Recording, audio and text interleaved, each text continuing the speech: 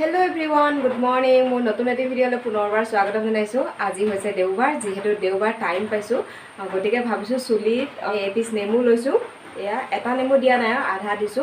তাৰপিছত এইডাল দেখিছেনে ডাঙৰকৈ এল'ভেৰা।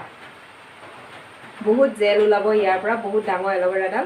তো এল'ভেৰা লৈছো আৰু এইখিনি লৈছো জেতুকা পাত। মিক্সিটোত ৰেডি কৰি লৈছো পিচিবলৈ। তো এইখিনি জেতুকা পাত লৈছো। একচুৱেলি বৰষুণ পৰি আছে আমাৰ মৰিগাঁৱত, কিন্তু কথাটো হ'ল বৰষুণ পৰি থাকিলেও যিহেতু বেলেগ বাৰত টাইম নাপাওঁ, আজি দেওবাৰ আৰু কালি যিহেতু সোমবাৰ ঈদৰ কাৰণে বন্ধ আছে, গতিকে আজি যদি লগাই খালী পানীয়ে ধুই দিওঁ, কাইলৈ চুলিখিনি চেম্পু কৰি দিওঁ। মই ভাবিছোঁ বৰষুণ হ'লেও যদিও চুলিখিনি জেতুকা লগালে নুশুকায় বা ঠাণ্ডাত জেতুকা লগালে বেছি ঠাণ্ডা বহে, চৰ্দিও লাগিব পাৰে, কিন্তু উপায় নাই। যদিও চুলিখিনি নুশুকায় ৩-৪ ঘণ্টা ৰাখি আৰু ধুই দিম। কালাৰটোতো লাগিব, সেইটোৱে। এতিয়া ঘৰৰ কাম বন কৰি মেলি আধা আধি কাম কৰিলোঁ আৰু ভাবিছোঁ জল্দি এইখিনি লগাই লওঁ। লগোৱাৰ পিছতো কৰি থাকিব পাৰিম, কাৰণ গোটেই ভাত চাত বনাই শেষ কৰি লগোৱালৈকে বহুত দেৰি হৈ যাব। সেইকাৰণে ভাবিছোঁ এতিয়া 9টা বজাতে লগাই লওঁ, তাৰপিছত 12টা-1টামান বজাত ধুই দিম আৰু ভাত খোৱাৰ আগতে। আৰু লগাই কৰিও ভাত বনাব পাৰিম, সেইটো কথা নাই। সেইকাৰণে ভাবিছোঁ এইখিনি অলৰেডি জেতুকাখিনি মিক্সিটোত দিয়ে দিলোঁ, এল'ভেৰাডাল আৰু নেমু পিছৰ বাকলখিনি এৰুৱাই মিক্সিত দি একেলগে পিচি লওঁ। তাৰপিছত চুলিত লগাই ল'ম আৰু লগাই লওঁ ওপৰত চুলিখিনি বান্ধি বাকীবোৰ কাম কৰি থাকিম। তো আজি ভিডিঅ'টো ৰাতিপুৱাৰ পৰা এনেধৰণে আৰম্ভ কৰিছোঁ। তো সম্পূৰ্ণ ভিডিঅ'টো চাই থাকিব, দিনটো কি কৰোঁ কি নকৰোঁ দেখাই থাকিম। এতিয়া ইমানখিনি ওলাল জেতুকাখিনি পিছোঁতে মই পানী একেবাৰে মিক্স কৰা নাই। এল'ভেৰা টুকুৰাটোৰ পৰা বহুত বেছি জেল ওলাইছিলে, যিহেতু ডাঙৰ আছিলে, আৰু নেমু পিছৰ পৰা ৰস ওলাইছিলে যিহেতু, গতিকে নেমু আৰু এল'ভেৰা মিক্স কৰিয়ে জেতুকাখিনি পিছা গৈছে। মই ইয়াত পানী মিক্স কৰা নাই। আৰু এতিয়া এইখিনি মূৰত লগাই লওঁ, তাৰপিছত বাকীবোৰ কাম কৰি থাকিম। এইখিনি ওলালে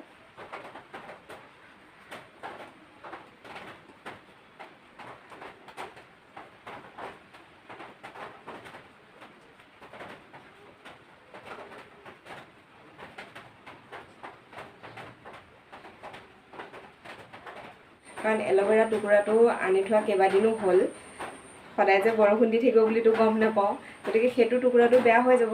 তাতকৈ বেছিকৈ যদিও চুলিখিনি নুশুকায়, হ'লেও 3-4 ঘণ্টা ৰাখি পেলাই ধুই দিম। আৰু কালাৰটোহে লাগিব লাগে বা ৰসটোহে সোমাব লাগে, তো একো কথা নাই।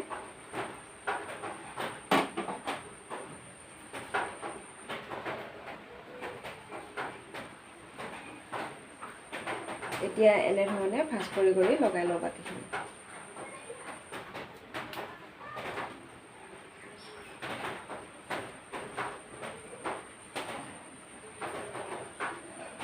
এইপিনে মই দাইল বইল কৰিবলৈ লৈছোঁ কুকাৰত, আৰু দাইলৰ লগতে দি দিছোঁ ভোল এটা, জহা ভোল এটা দি দিছোঁ, জলকীয়া 2টা দি দিছোঁ, নিমখ আৰু বিলাহী 2টা দি দিছোঁ। এয়া দাইলৰ লগতে বইল হ'ব দিম। আৰু এনেধৰণে দাইলৰ লগত যেতিয়া বিলাহী বা ভোল যি থাকে চব্জি কিবা দি দিলে দাইলখন বেছিও হয় আৰু খাবলৈ সোৱাদটো অলপ বেলেগো লাগে। গতিকে এতিয়া এইখিনি বইল কৰি লওঁ, তাৰপিছত তেল মাৰি দিম। মই 2টা কণী বইল কৰি আছোঁ। কণীকেইটা এইফালে চচপেনটোতে বইল হ'বলৈ দিছোঁ, আৰু লগতে এইপিনে কেৰাহীখনত তেল দি দিছোঁ। এয়া পাপৰ ভাজিম। পাপৰ 4খন আছে, পাপৰকেইখন ভাজোঁ এতিয়া।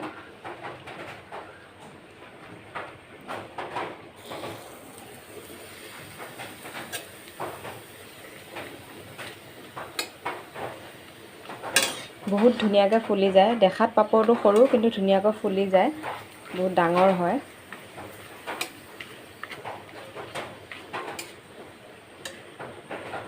পাপৰ 4খন এতিয়া ফ্ৰাই কৰি হৈ গ'ল। পলিথিনটোতে ভৰাই ৰাখিছোঁ, নহ'লে সেমেকি যাব খোৱা সময়লৈকে, সেইকাৰণে টাইটকৈ বান্ধি ৰাখিম এই ডাঙৰ পলিথিনটোত আকৌ।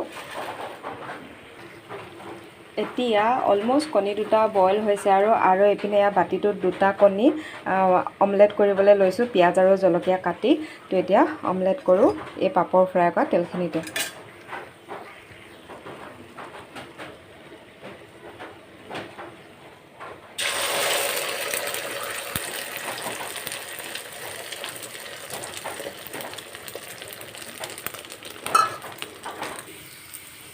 এইপিনে এয়া কণী অমলেটটো হৈ গ'ল, আৰু তলত বইল কণী 2টা আৰু ওপৰত আমলেট কৰা কণী 2টা, একেলগে এটাই আমলেট কৰিছোঁ।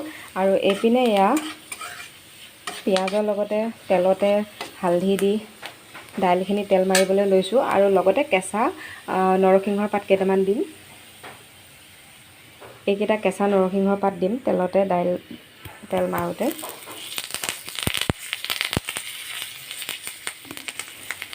দাইলখন তেতিয়া খাবলৈ বহুত ধুনীয়া সোৱাদ হয়। মই দিওঁৱেই মেক্সিমাম টাইম।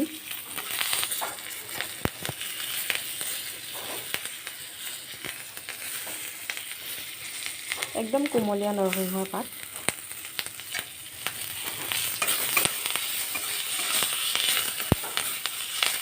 এতিয়া দি দিওঁ দাইলখিনি, কাৰণ নৰসিংহ পাতখিনি বেছি ভাজিব নালাগে তেলত, গতিকে দাইলখিনি দি দিওঁ। এতিয়া এই বইল কৰা দাইলখিনি তেলত দি দিওঁ। এতিয়া এইপিনে মোৰ দাইলখিনি উতলি আছে, অলমষ্ট হৈছে আৰু দাইলখিনি। তাৰপিছত এইপিনে এতিয়া ভাত বহাই দিব লৈছোঁ, কাৰণ গোটেইখিনি বস্তু বনাই হৈ গ'ল। এতিয়া ভাতকেইটা বহাই দিলে ভাতকেইটা হ'লে ৰেডি হৈ যাব খাবলৈ। আৰু লগতে মই ভাততে এয়া আলু দি দিছোঁ। এয়া শ্বিলঙৰ নতুন আলু হয়। নতুন আলু ভাতত দি দিছোঁ, কেইটামান টুকুৰা টুকুৰিকৈ কাটি, 3টা দি দিছোঁ টুকুৰা টুকুৰিকৈ কাটি। আলু পিটিকা বনাম। নতুন আলু পিটিকা বনাই খাই ভাল লাগে। বাদাম আৰু চব বস্তু মিক্স কৰি আলু পিটিকা বনাওঁ, সেইকাৰণে ভাততে 3টা আলু কাটি পেলাই দি দিছোঁ। নতুন আলু যিহেতু খায়ো টেষ্টি লাগিব আলু পিটিকা। আমাৰ ইয়াত বাৰু নতুন আলু ওলোৱা নাই, কিন্তু শ্বিলঙৰ আলু ওলাইছে, তো শ্বিলঙৰ নতুন আলু কিনি আনিছোঁ। তাৰপিছত এতিয়া এইপিনে মোৰ দাইলখনো হৈ গ'ল, নমাই দিওঁ, অফ কৰি দিওঁ গেছটো। আৰু এইপিনে ভাতখিনি হ'লে মোৰ ৰেডি হৈ যাব। তো এতিয়া মোৰ ভাত পানী বনোৱা হৈ গ'ল। আৰু তেতিয়ালৈকে মোৰ জেতুকা যে লগাই ৰাখিছিলোঁ চুলিত, তো জেতুকাখিনিও শুকাই গ'ল, কাৰণ মই যিহেতু 9টা বজাতে লগাইছিলোঁ, 9টাৰ পৰা এতিয়া 12টা বাজিল। তো ইমান সময়ত মোৰ জেতুকাখিনিও শুকাই গ'ল, আৰু বাকী গোটেই কাম মোৰ হৈও গ'ল। ভাত পানী বনোৱাৰ পৰা, ঘৰ চৰ চাফ চিকুণ কৰাৰ পৰা, কাপোৰ ধোৱাৰ পৰা গোটেইখিনি হৈ গ'ল। আৰু এতিয়া চুলিখিনি ধুই আহোঁ, গাটো আকৌ এবাৰ ধুই আহোঁ। ৰাতিপুৱা এবাৰ ধুইছোঁৱে যেনিবা, এতিয়া যিহেতু জেতুকা লগাইছিলোঁ আৰু এইপিনে ৰস বৈছিলে যিহেতু অকণমান লেতেৰা হৈ যাব, গতিকে চুলিখিনিও ধুই আহোঁ, গাটোও ধুই আহোঁ, চুলিখিনিও ধুই আহোঁ, আৰু ধুই আহি তাৰপিছত ভাত খাবলৈ ল'ম। তো আজি ভিডিঅ'টো ইমানখিনি সামৰণি মাৰিছোঁ। কেনেকুৱা পালে ভিডিঅ'টো জনাব। আজিৰ দিনটোত মই দেওবাৰ দিনটোত কি কৰিলোঁ সেইখিনি আপোনালোকৰ সৈতে শ্বেয়াৰ কৰিলোঁ। বৰ বিশেষ একো নাছিল যদিও। তো নতুন এটা ভিডিঅ'ৰ সৈতে আপোনালোকক লগ পাম। আজি ভিডিঅ'টো চোৱাৰ বাবে বহুত বহুত ধন্যবাদ। যিসকলে মোৰ চেনেলটো ছাবস্ক্ৰাইব কৰা নাই, ছাবস্ক্ৰাইব কৰি দিব। Bye bye, love you all.